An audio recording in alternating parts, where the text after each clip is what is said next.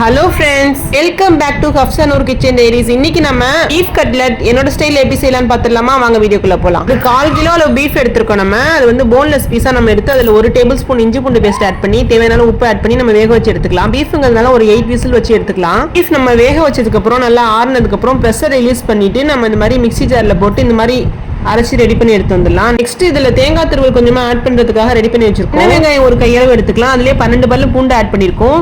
Next இதோட நம்ம மல்லி இலையும் புதினா இலையும் கொஞ்சமா ஆட் பண்ணிருக்கோம். ஆக்சுவலா மல்லி இலை கொஞ்சம் அதிகமான குவான்டிட்டி ஆட் பண்ணிருக்கோம். இதெல்லாம் கோர்ஸா நம்ம அரைச்சி எடுத்து வந்துடலாம். நெக்ஸ்ட் இதுல நம்ம ரெடி பண்ணி வச்சிருக்க தேங்காவை ஆட் பண்ணிக்கலாம். தேங்காவை நம்ம பல்ஸ் மோட்ல அரைச்சி ரெடி பண்ணி வச்சிருக்கோம். ஸோ அந்த வெங்காயத்தையும் மல்லி புதினா தேங்காய் எல்லாத்தையும் ஆட் பண்ணிட்டு ஹாஃப் லெமன் ஸ்க்வீஸ் பண்ணி விட்டுடலாம். இந்த மாதிரி ஃபுல்லா மிக்ஸ் பண்ணி எடுத்துக்கலாம். சீட்ஸ்லாம் இருந்துச்சுன்னா எடுத்துருங்க, ஏன்னா கசப்பு தன்மை வந்துடும். இந்த மாதிரி ஃபுல்லா மிக்ஸ் பண்ணி எடுத்துக்கலாம்.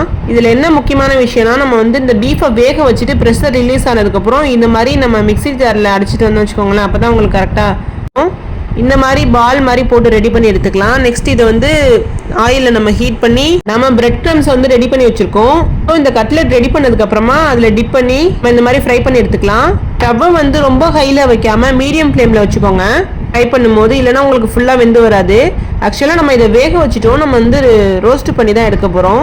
இந்த மாதிரி நம்ம செய்யும் போது டேஸ்ட்டுமே ரொம்ப நல்லா இருக்குங்க. ஈவினிங் டயத்துல இந்த மாதிரி ஸ்நாக்ஸ் கூட நீங்க உங்க குழந்தைங்களுக்கு செஞ்சு கொடுக்கலாம். டேஸ்ட் ரொம்பவே நல்லா இருக்குங்க. ஈவினிங் டயத்துல ஸ்கூல் விட்டு வரும்போது பாத்தீங்கன்னா ரொம்ப கிரேவிங்ஸ் அதிகமா இருக்கும். ஸோ இந்த மாதிரி நீங்க செஞ்சு கொடுத்தீங்கன்னா ஹெல்த் வைஸ் ரொம்பவே நல்லதுங்க. ஆக்சுவலா இதுல மல்லி இலை ஆட் பண்ணிருக்கோம்ல, இதோட ஃபிளேவர் வந்து ரொம்பவே நல்லா இருக்குங்க. சின்ன வெங்காயம் ஆட் பண்ணி செய்யும் போது இன்னுமே ஃபிளேவர் என்ஹான்ஸ் பண்ணி கொடுக்கும். நம்ம கொஞ்சமா இந்த மாதிரி ஃப்ரை பண்ணி எடுத்துக்கலாம். பாருங்க, பார்க்கவே எவ்வளவு அழகா இருக்குன்னு. கட்லெட்ல மசாலா ஆட் பண்ணது வீடியோ ஷூட் பண்ண மறந்துட்டேன், நீங்க ஆட் பண்ணிக்கோங்க. என்ன மசாலா ஆட் பண்ணிட்டேன்னு பாத்தீங்கன்னா கரம் மசாலா ஆட் பண்ணிருக்கேன். தென் மிளகாத்தூள் வந்து 1 டேபிள் ஸ்பூன் ஆட் பண்ணிருக்கேன். ஃபுல்லா மிக்ஸ் பண்ணி எடுக்கிறதுக்கு கரெக்டா வந்துடும். இந்த மாதிரி நம்ம ஃப்ரை பண்ணி எடுத்துக்கலாங்க.